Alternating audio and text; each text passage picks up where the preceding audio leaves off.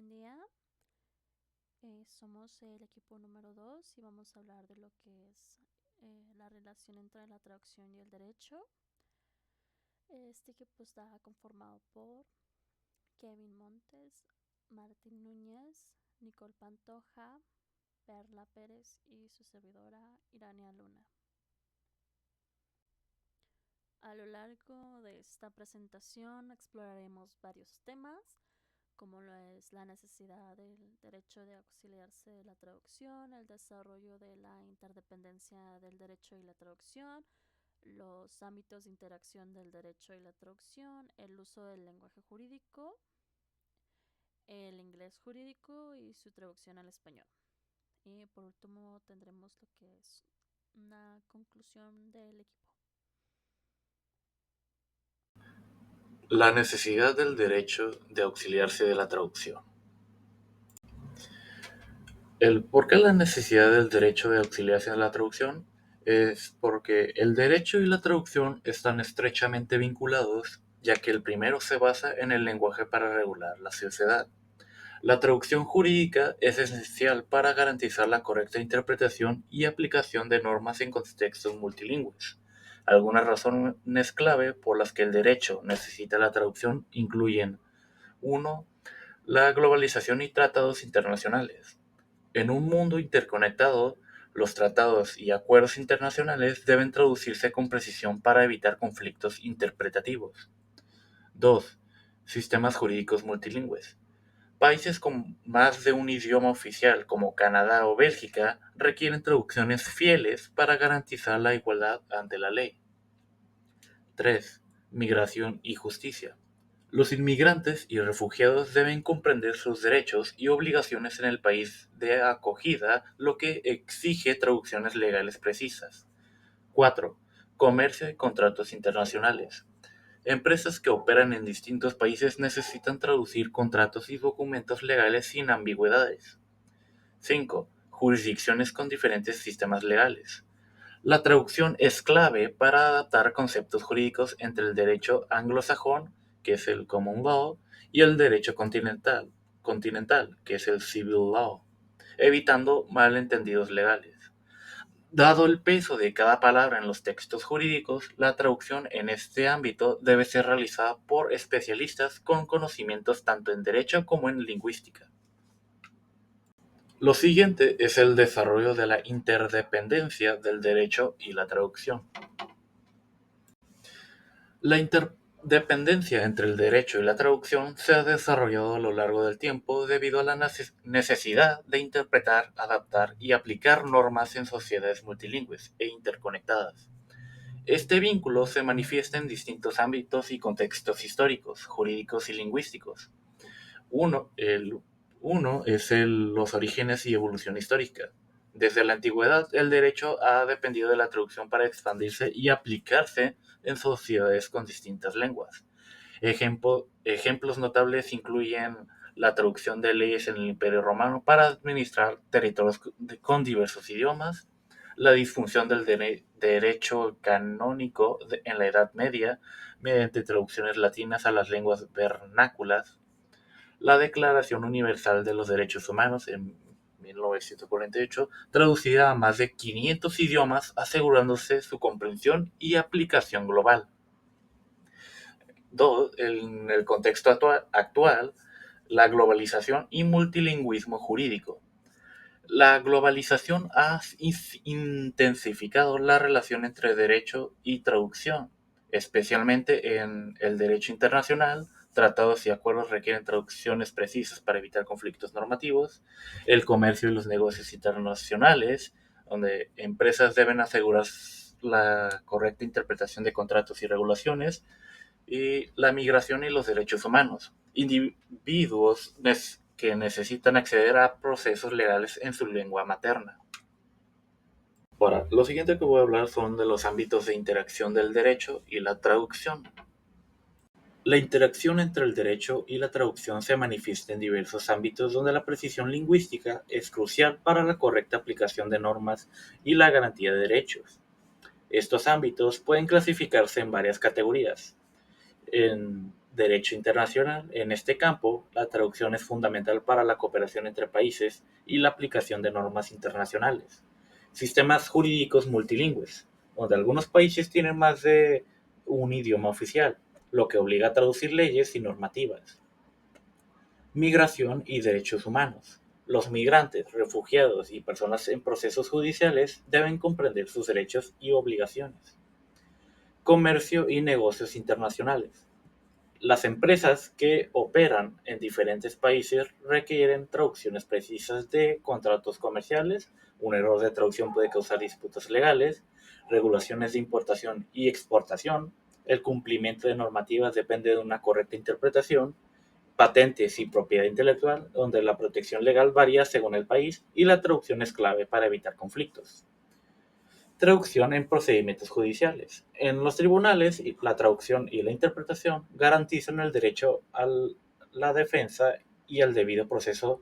Ejemplos incluyen juicios con partes de diferentes idiomas que se requieren traducción de pruebas y testimonios, traducción de sentencias y resoluciones para que tengan validez en distintos países, extradiciones y cooperación judicial, donde se necesita traducción de documentos legales entre países.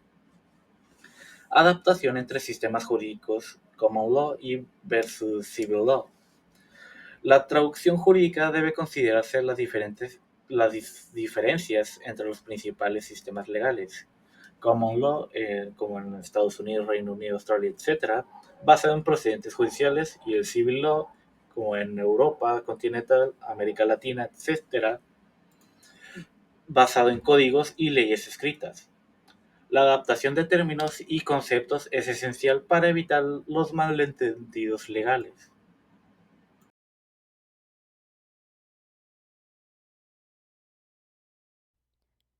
En este punto vamos a hablar de lo que es el uso del lenguaje jurídico, empezando por su definición. El lenguaje jurídico es la manera en la que se crean, se comunican y se aplican las normas en un sistema legal. También es el medio que utilizan los legisladores para escribir las leyes y los jueces para tomar decisiones pues, en asuntos legales. En un estado constitucional como lo es México, el lenguaje jurídico se puede manifestar en tres formas principales. La primera son las leyes, que son normas escritas y aprobadas por el Congreso, por ejemplo la Constitución.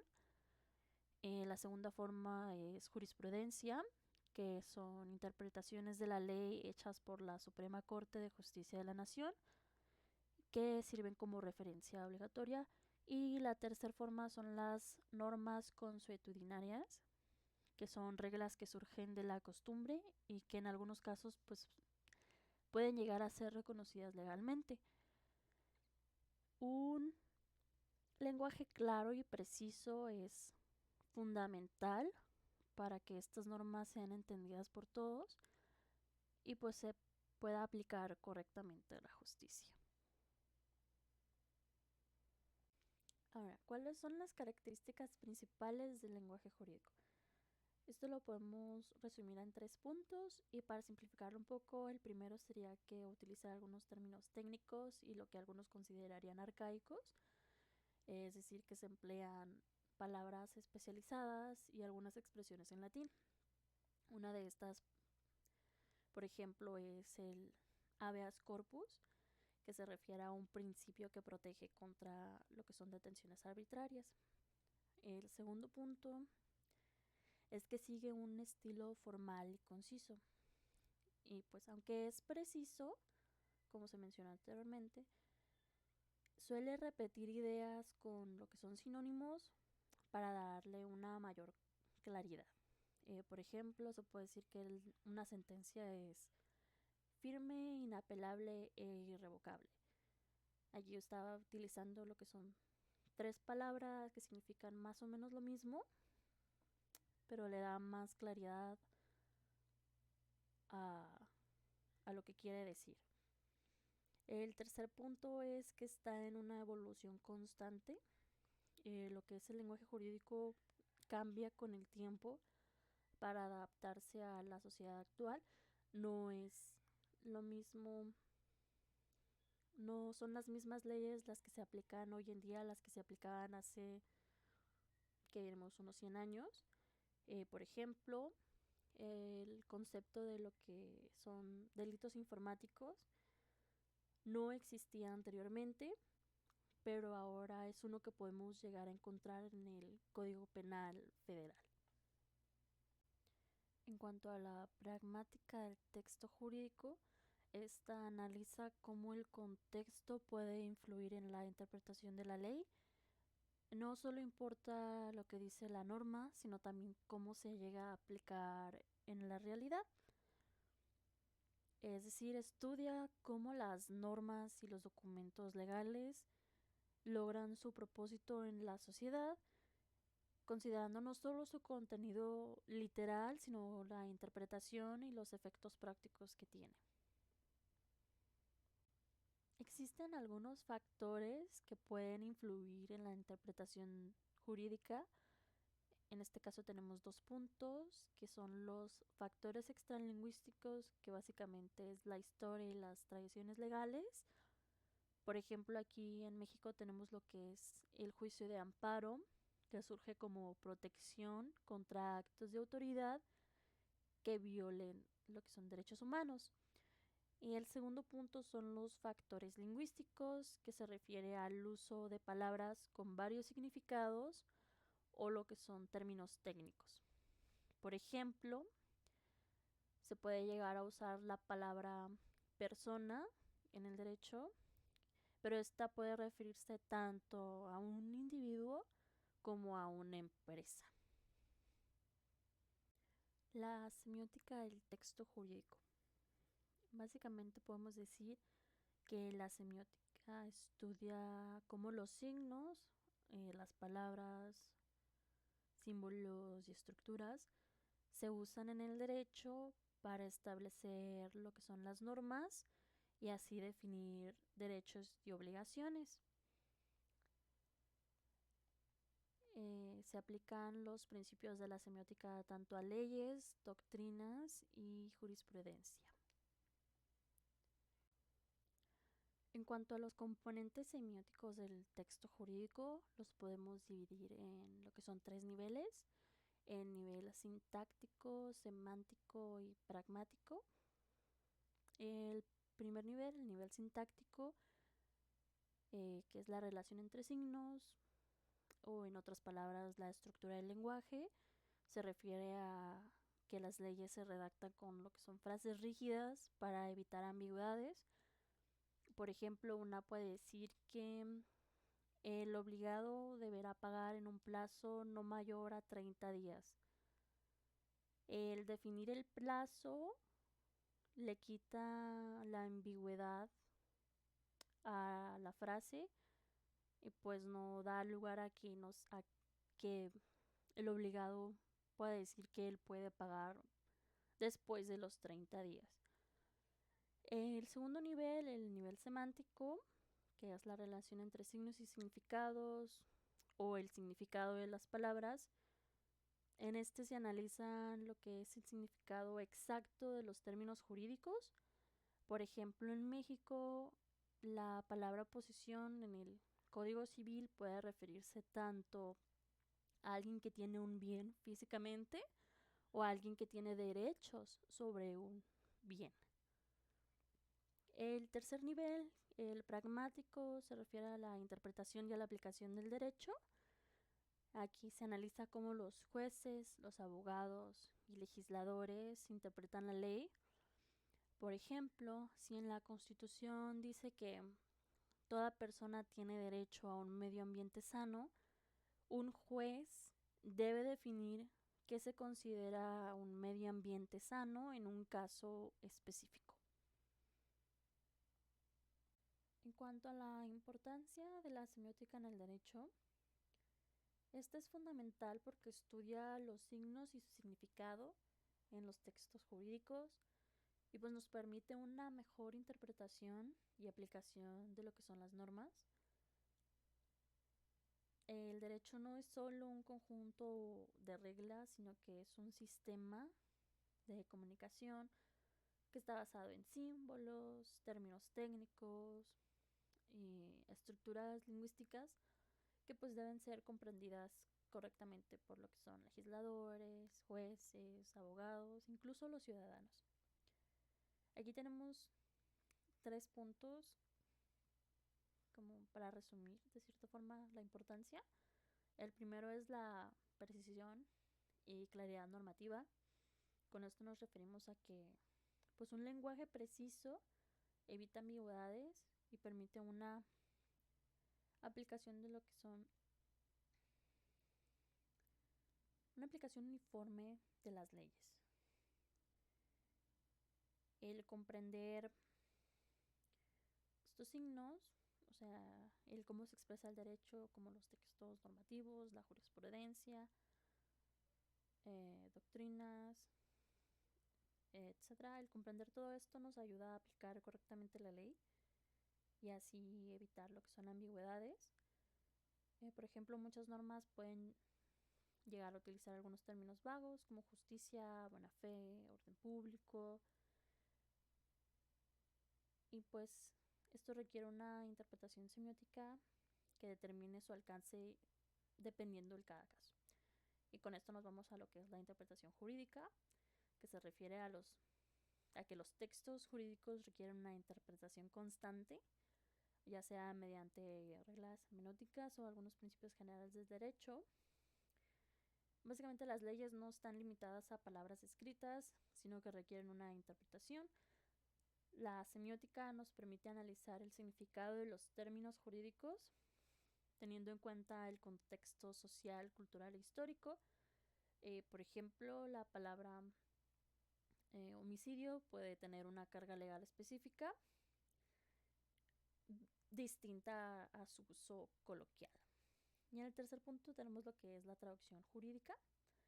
Aquí la semiótica es crucial para la traducción de textos legales, ya que pues algunos de los términos pueden no llegar a tener equivalentes exactos en otros idiomas, y el tener un conocimiento de los signos y su significado nos puede ayudar a encontrar un término que pueda utilizarse en la traducción y tenga un significado lo más parecido posible. La situación comunicativa en los textos jurídicos. El texto jurídico es un tipo de discurso especializado que se enmarca dentro de una situación comunicativa formal y regulada. Su estructura, léxico y estilo dependen del propósito comunicativo, los participantes y el contexto en el que se utiliza. En cuanto a los elementos de la comunicación jurídica, tenemos lo que es el emisor, que puede ser el legislador, juez, abogado, notario, funcionario público o cualquier persona que redacte un texto con validez legal. Tenemos el receptor, que puede ser un ciudadano, una empresa, otra autoridad o un tribunal que interpreta y aplica el texto. El código, que se refiere al lenguaje jurídico, es técnico y formal, con términos específicos y estructuras fijas. El canal puede ser tanto oral, como las audiencias y juicios, o escrito, como leyes, contratos o sentencias. El mensaje pues contiene normas, derechos, obligaciones o decisiones jurídicas, y el contexto depende del ámbito en el que se aplica el derecho. Por ejemplo, puede ser penal, civil, administrativo, entre otros, y depende de la jurisdicción, es decir, el país y el sistema legal. En cuanto a las características del lenguaje en la comunicación jurídica, la precisión, como lo hemos visto antes, el usar términos exactos para evitar ambigüedades, la formalidad, que es el empleo de estructuras rígidas y fórmulas fijas, la impersonalidad, que le da preferencia a usar construcciones impersonales y en tercera persona, y el carácter normativo o prescriptivo, que pues es que se suelen establecer derechos y deberes. Por ejemplo, un ejemplo de una situación comunicativa puede ser un contrato de compraventa que establece lo que son derechos y obligaciones entre el comprador y el vendedor, o puede ser una sentencia judicial que comunica la resolución de un caso entre un juez y las partes involucradas.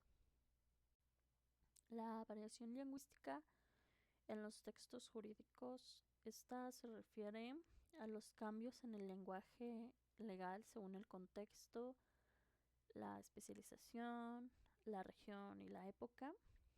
Y pues aunque el derecho busca precisión, el lenguaje jurídico no es uniforme. No es igual en todos lados y esto puede llegar a cambiar por varios factores.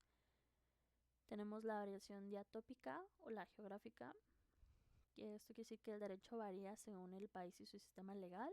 Por ejemplo, en México se utiliza juicio de amparo, y mientras que en España se puede hablar de un recurso de amparo.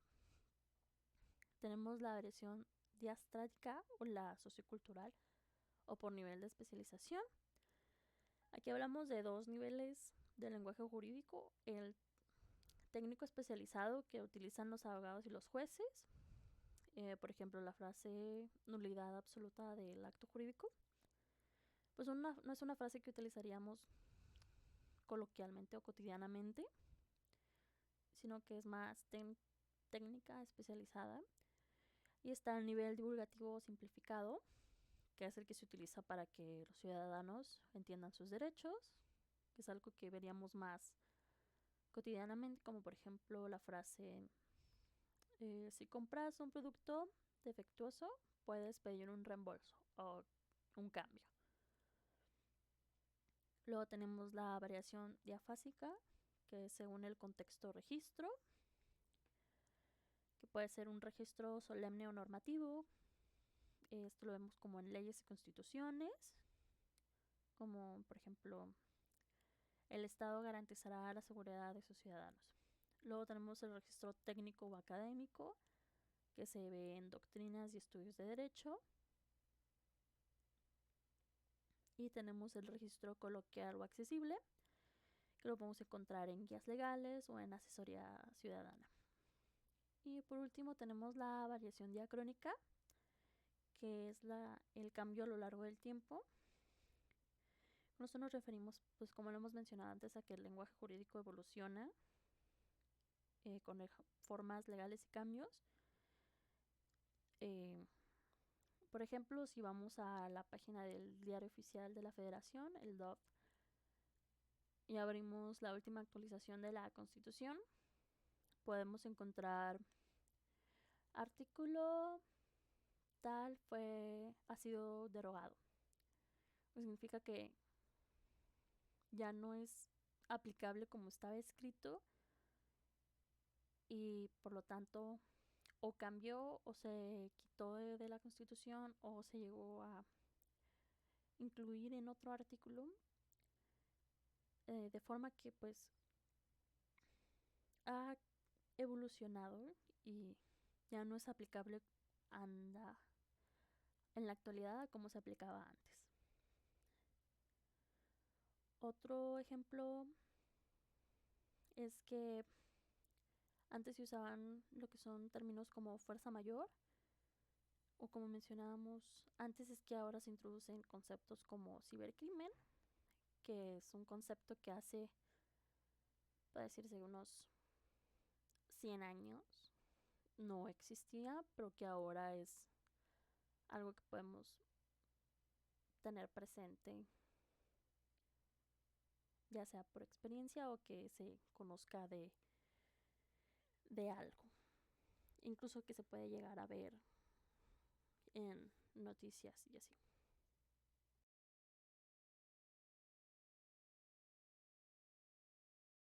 El inglés es la lengua oficial en numerosos países, pero cada uno de estos posee su propio sistema legal, lo que hace que, aunque tengan un idioma en común, las estructuras jurídicas y las normativas varíen entre estos. El sistema jurídico de cada país está influido por cada factor de su historia, tradiciones y su contexto, lo que da lugar a diferentes interpretaciones y aplicaciones de la ley, aun cuando compartan el mismo idioma.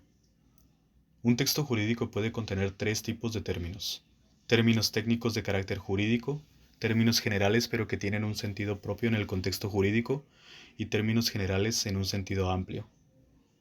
La adaptación de conceptos de un sistema de derecho a otro requiere un profundo conocimiento y comprensión a detalle del lenguaje legal, ya que un término jurídico en inglés puede tener implicaciones y procedimientos legales que no se corresponden con los del sistema jurídico nuestro, es decir, del español o de algún otro país de habla hispana. Hay ciertas herramientas que pueden resultar útiles para un traductor hasta cierto punto. No obstante, existen otras que pueden ser imperfectas o incluso incompletas, tales como el uso de diccionarios, los cuales pueden tener equivalentes que ya están obsoletos para nuestra época o que no sean adecuados por la actualización constante de un sistema legal. En ese subtema se va a hablar sobre las polimesias en el lenguaje jurídico. Primero que nada, ¿qué son las polimesias en general? Bueno, estas son palabras o expresiones que tienen más de un significado dentro del idioma, y gracias a estas se demuestra la riqueza lingüística que tienen los idiomas. En, en el lenguaje jurídico esto puede causar ambigüedad si no se conoce el contexto o en qué términos se puede utilizar esta palabra o expresión, y dependiendo de esto se puede confundir a las personas, al jurado, y puede causar incluso que un caso tenga ciertos problemas para llevarse a cabo. El lenguaje jurídico, como ya lo conocemos, se caracteriza por su precisión, por lo que nosotros como traductores que nos dedicamos a esta especialidad u otra debemos tener conocimiento de las polisemias y las posibles polisemias que se puedan presentar en todos los casos. Algunos conceptos de autores podemos encontrar, por ejemplo, como primer concepto Aristóteles, quien nos habló no solamente de que son palabras, sino que también se representan. Hay un problema en esto, es que las palabras y las frases que tenemos pueden ser limitadas, mientras que las cosas y los conceptos en el mundo son infinitos. Se puede dar a entender con esto en que a pesar de que solamente hay una palabra, puede haber muchos términos para esa palabra, dependiendo de su contexto y dependiendo en dónde se está utilizando, dependiendo de la especialidad, dependiendo el contexto y muchas otras cosas. Entonces puede que tengamos pocas palabras, pero eso no limita que el lenguaje solamente sea ese, sino que puede ser mucho más grande. Eh, bueno, aquí también como ya es una manera, las polisemas existen para ahorrar palabras y para que un lenguaje, aunque sea poco, sea más eficiente y se pueda utilizar de maneras diferentes. En pocas palabras, no se puede nombrar absolutamente todo lo que hay. Por eso es que usamos las mismas palabras para diferentes cosas y en contextos diferentes que puede, dependiendo del contexto, nos puede ayudar a entender el significado correcto. El español jurídico tiene muchas palabras polimésicas y sinónimas, que aunque puede que parezca sencillas, esos también pueden causar problemas como a nosotros como intérpretes o traductores. Ulam señala que la polisemia es un rasgo fundamental del habla humana, que puede surgir de una multiplicidad de maneras. También Lyons nos comenta que la polisemia es una propiedad de lexemas únicos. Por otro lado, Alcaraz Barom y Hoyes nos comentan o definen el concepto de la polisemia como un fenómeno natural de todas las lenguas y que consiste en una sola unidad léxica que puede tener o transmitir un abanico de significados. Esto, como ya les había comentado anteriormente. Y como ejemplo que ellos nos presentan está la palabra de derecho, y que además la polisemia es uno de los medios más ricos que se conoce para la amplificación y la innovación del léxico de una lengua. Esto se puede dar a entender como que esto no limita a una palabra a tener solamente un significado, sino que conforme va evolucionando la lengua, puedes ir surgiendo más significados de una misma palabra. A eso se refiere con innovación del léxico. Y como tal es una fértil fuente de ambigüedad comunicativa, es decir, uno de los recursos preferidos por la estilística para la creación de figuras del lenguaje, juegos de palabras, chistes, entre otros. Esos autores, los mismos autores, consideran que el origen de la mayoría de los términos polisémicos viene de la analogía entre dos conceptos, que permite la denominación de que uno pase a la del otro. Ellos consideraban que el origen de la mayoría de los términos polisémicos viene de la analogía. Y la analogía entre dos conceptos, y esto puede permitir como acabo de decir, la denominación de uno pase a la del otro. Ahora vamos a hablar sobre la importancia de las polisemias dentro del lenguaje jurídico. En el derecho, como ya sabemos y como ya lo he dicho anteriormente, la precisión es clave, por lo que una mala interpretación puede cambiar el sentido de una norma de resolución y eso puede afectar. Por eso, muchos juristas suelen definir los términos dentro de las leyes y los contratos para así evitar confusiones y evitar que se entienda o que se piense que es otro, o que como a ellos les conviene más, pueden intentar que tenga otra definición, cuando no es así. Entonces, vamos a hablar sobre la diferencia entre la polisemia y la homonimia, que pueden parecerse, de hecho se parecen, pero no es lo mismo. Entre su definición general de ambas está que ambos son fenómenos lingüísticos en los que una misma palabra puede tener varios significados, pero su diferencia principal entre estas dos está en su origen y su relación semántica. Mientras que la polisemia ocurre cuando una misma palabra tiene diferentes significados y estas provienen de una evolución del mismo término a lo largo del tiempo. Un ejemplo puede ser banco, que puede ser una institución financiera, por ejemplo, Banco Santander, y banco de un asiento. Estos significados están relacionados con la idea de un lugar en el que se deposita algo, pero pues son diferentes. Otro ejemplo está el derecho. Ya se había mencionado, uno de los autores ya lo había mencionado como ejemplo anteriormente, y está el derecho conjunto de normas y el derecho de la facultad de una persona que tiene una persona. Y ambos tienen relación con el concepto de lo justo, de lo que es justo. Por otro lado, la homonimia se da cuando dos palabras tienen la misma forma, es decir, que se escriben o suenan igual, pero tienen orígenes y significados completamente diferentes. Estas se dividen en homógrafas, que son las que se escriben y se pronuncian igual. Por ejemplo, vino de beber y vino de venir. Y las homófonas, que suenan igual, pero se escriben completamente diferente. Bueno, no completamente diferente, pero diferente. Por ejemplo, bello y bello. Otro ejemplo de estas puede ser vela de barco y vela de cera, que no tienen ninguna relación, pero y vienen de raíces distintas. Otro ejemplo es llave, la herramienta para abrir una puerta, y llave en lucha libre. Estas no comparten origen etimológico. Entonces, esos son unos ejemplos para dejar un poco más claro sobre las diferencias entre ambas, que aunque son parecidas, son diferentes. Aquí voy a hablar sobre la tendencia a la polisemia y por qué es tan popular dentro del lenguaje jurídico.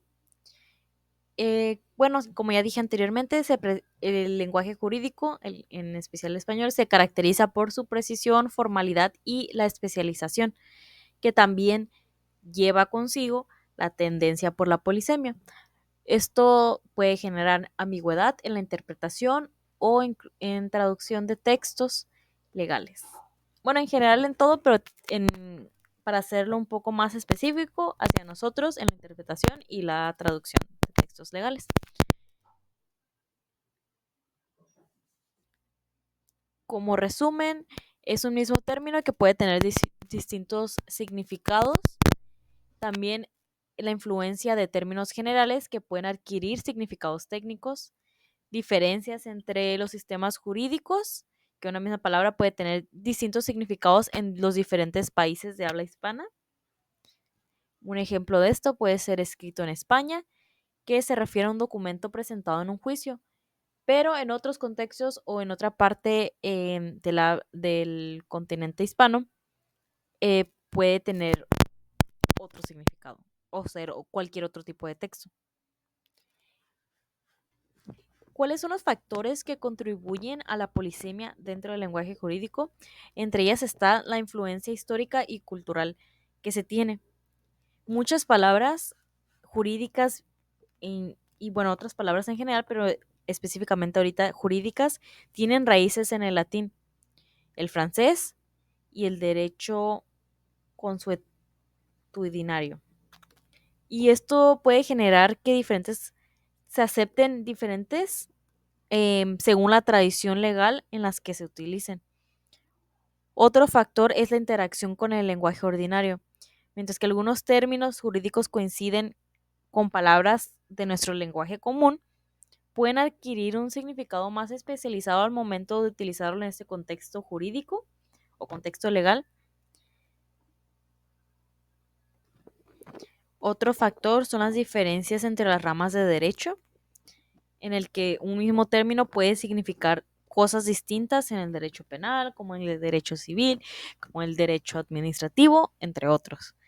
Por ejemplo, la palabra o el concepto fraude puede tener una aceptación general en un lenguaje cotidiano, día a día, pero en el lenguaje jurídico este concepto de fraude puede variar dependiendo en qué tipo de derechos se esté utilizando. Otro factor es el uso de términos indeterminados, es decir, conceptos que no tienen una definición única y no se limitan solamente a una definición, sino que pueden aplicarse de manera más o pueden utilizarse de manera más flexible, y esas también entrarían dentro de la polisemia. Un ejemplo de esto puede ser conceptos como buena fe, razonabilidad o orden público. Si bien es cierto que dentro del derecho esto puede generar muchísimas dificultades para interpretarlas, los sistemas jurídicos han creado o han utilizado y siguen utilizando herramientas como la jurisprudencia y la doctrina para limitar el significado de estos términos y garantizar que su aplicación sea coherente a lo que se está presentando. Aquí vamos a ver algunos ejemplos de términos que son polisémicos dentro del lenguaje jurídico, como lo es la palabra o término acción, que puede significar un proceso legal, es decir, un acto de iniciar un proceso judicial. Por ejemplo, la acción de amparo fue presentado ante el tribunal, o también puede significar acción de un acto material o físico. Por ejemplo, acciones de una empresa, etcétera. El segundo ejemplo que presento aquí es el recurso, que puede significar un medio de impugnación, es decir, una petición formal para que el tribunal revise una decisión, o también puede ser un recurso bien o material, como financiero o, por ejemplo, un recurso de cubrir costos. El tercer término es firma, que es el mero acto de firmar un documento, o también puede significar una firma de un despacho jurídico o una empresa. El cuarto ejemplo es parte, que puede ser el actor de un proceso, por ejemplo, la persona, una parte cuando dicen la parte involucrada en un juicio, cuando dicen una parte involucrada, se refiere a la persona involucrada en un juicio, como puede ser el demandante o el demandado. Y la parte, la sección de un documento. Como ya había mencionado anteriormente, la palabra derecho es un término polisémico que nos presenta Alcaraz y Jones, que es el más común dentro de esta rama, por lo mismo que es el derecho. Y aquí se pueden ver 8 definiciones diferentes que puede tener la palabra derecho, por lo que es una palabra polisémica bastante grande, incluso tiene más. Entonces, por ejemplo, la primera es el sinónimo parcial de un privilegio o prerrogativa o antónimo de obligación. Aparece como un compuesto de fijo o institucional en la expresión de derechos y obligaciones. El segundo es el dominio que tiene una persona sobre un bien inmueble y que es transmitible. El tercero es el sinónimo parcial de un impuesto, sobre todo en plural, como en las expresiones de derechos reales. Y así tienen diferentes significados. Y bueno, este es un ejemplo que nos presentaron los autores anteriormente. Ahora hablando un poquito más sobre sus ventajas y desventajas, ¿cuáles son?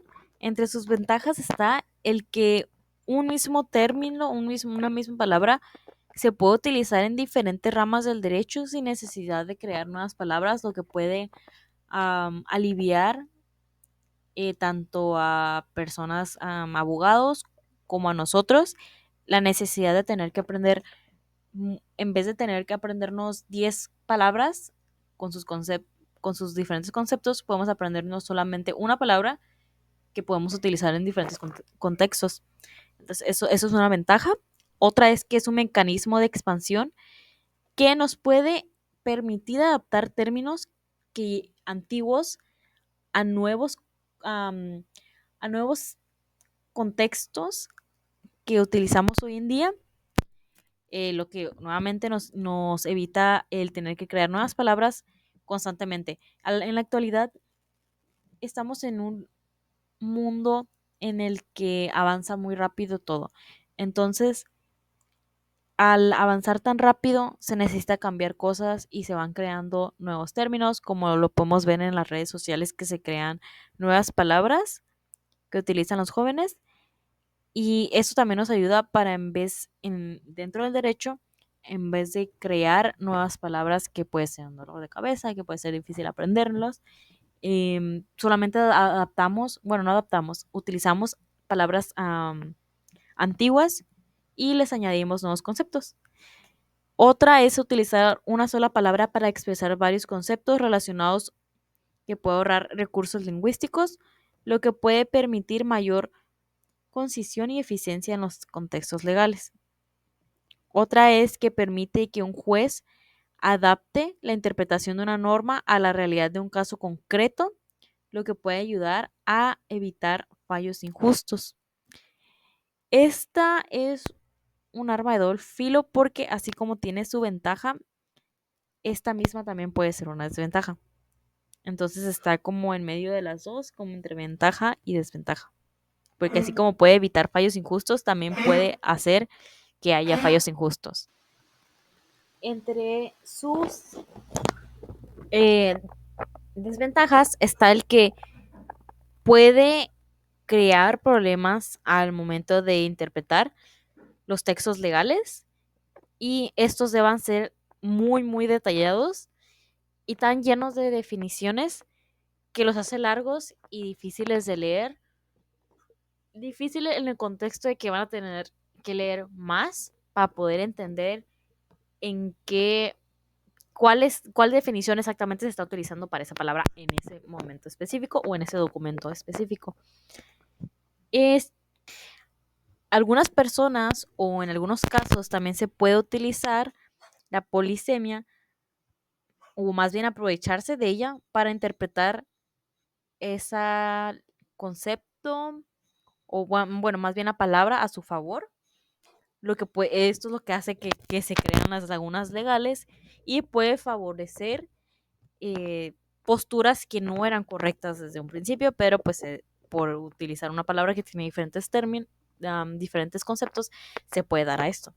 Otra es que como ya dije, que puede dar lugar a interpretaciones legales distintas sobre un mismo término y llevar a decisiones judiciales inconsistentes o injustas. Otra es que si no hay una definición clara dentro del texto legal, esto puede hacer que los juristas tengan que aclarar y aclarar y aclarar términos, lo que puede ser molesto y más tardado. O también puede ser confuso. En otro idioma, en el otro idioma, el término polisémico no podría no tener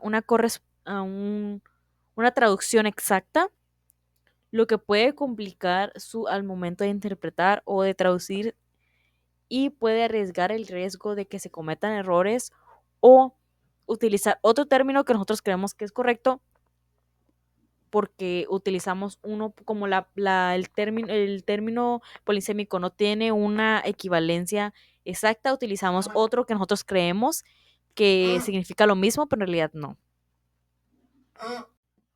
Entonces, ¿cuáles son las soluciones o recomendaciones que podemos tener al momento de utilizar esas palabras para evitar ambigüedades? Bueno, una es incluir un glosario en los documentos, contratos, etcétera, de todo lo que sea jurídico, donde se establezca el significado que se le está dando a ese término polisémico en ese contexto específico.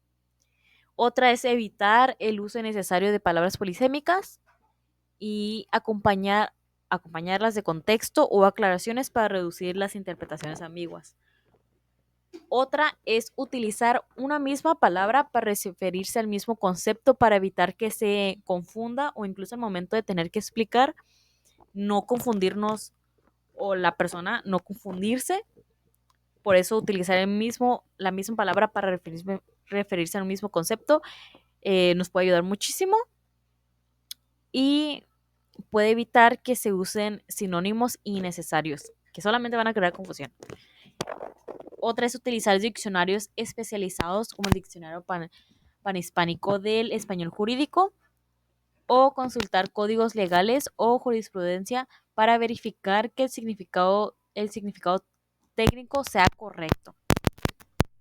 Otra es muy importante que los abogados, jueces y traductores y legisladores, también intérpretes, reciban una formación en redacción jurídica y precisión terminológica para reducir las ambigüedades en estos textos legales, que muchas veces no se recibe o la persona en sí no se interesa mucho por el tema de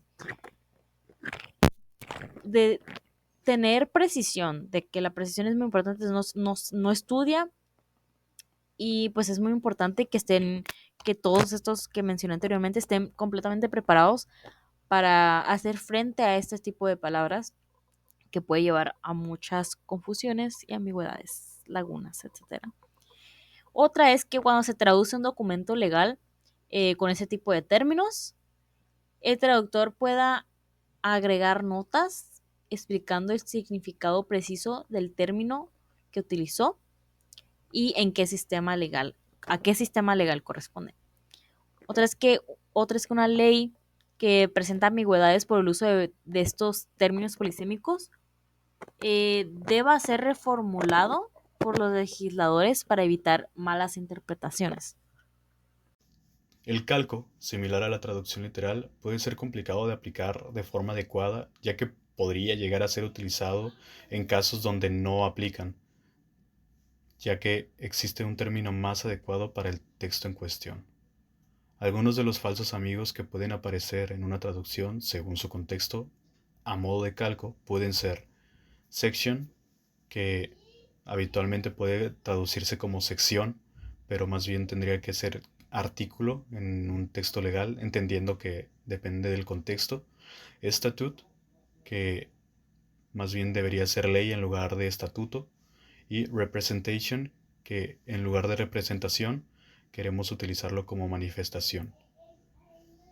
En el caso del préstamo, el cual integra una palabra o expresión de una lengua a otra, se encuentra presente en varios términos del lenguaje jurídico, tales como grosso modo, ad hoc, commonwealth, factoring, leasing, renting, copyright, entre otros. Según su contexto, uso y otros factores determinan la función que tendrá cierto término en el texto meta. Los falsos amigos de los textos jurídicos. En la traducción jurídica, al igual que en cualquier otro tipo de traducción especializada, conocer la terminología es fundamental. Ahora, pues hablemos de los falsos amigos o también conocidos como falsos cognados. Estos los podemos encontrar en la terminología jurídica Y pues a pesar de que tanto en el inglés como en el español existen similitudes pues en palabras o en sonidos, pues estos pueden llegar a tener diferentes significados y esto hace que el intérprete tenga confusión y a su vez a malas traducciones. Por eso pues es importante aprender la terminología y no dar por sentado que pues aunque estas palabras luzcan y suenen parecidas o iguales, van a tener el mismo significado. Muchas de esas palabras vienen de raíz latina, lo que las hace muy parecidas. Aquí podemos observar unos ejemplos, por ejemplo, la palabra en inglés section, que uno al no saber o conocer la terminología podría traducirlo como sección, pero significa en el español artículo. En construction, pues se puede interpretar como construcción, pero en español sería interpretación. Al igual que la palabra act, que podría ser acto, pero se traduce como ley. En demand, puede cualquier persona decir, no, pues demanda, pero se refiere a reclamar, requerir o solicitar.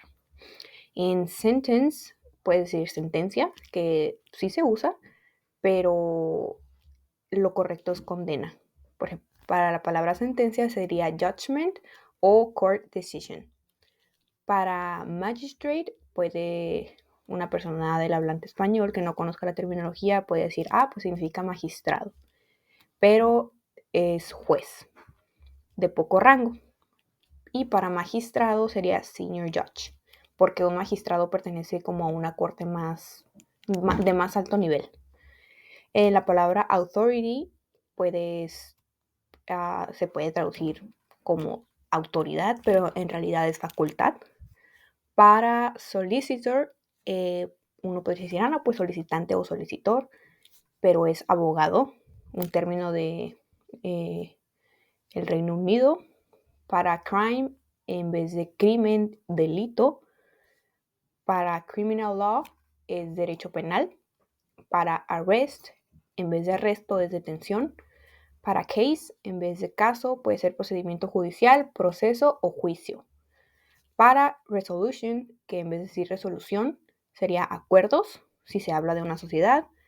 Para law, en vez de decir ley, es derecho. Y para la palabra ley, es act o statute. Y para provision, en vez de decir provisión, es disposición. Ahora la sintaxis de la traducción de textos jurídicos. Aquí podemos ver un esquema que según Marta Croma es cómo debe ser el proceso de traducción. Primero tenemos el texto fuente, que es el texto que se va a utilizar para la traducción. Después pasamos a la intralengua, que es el intralenguaje. Esto se refiere a el aspecto semántico legal, es la interpretación de la lengua origen del texto, pues del texto original. Después está la adaptación. En este punto el traductor tiene que adaptar la información transferida a la lengua meta. Y después de este proceso tenemos el texto meta, que es el texto final.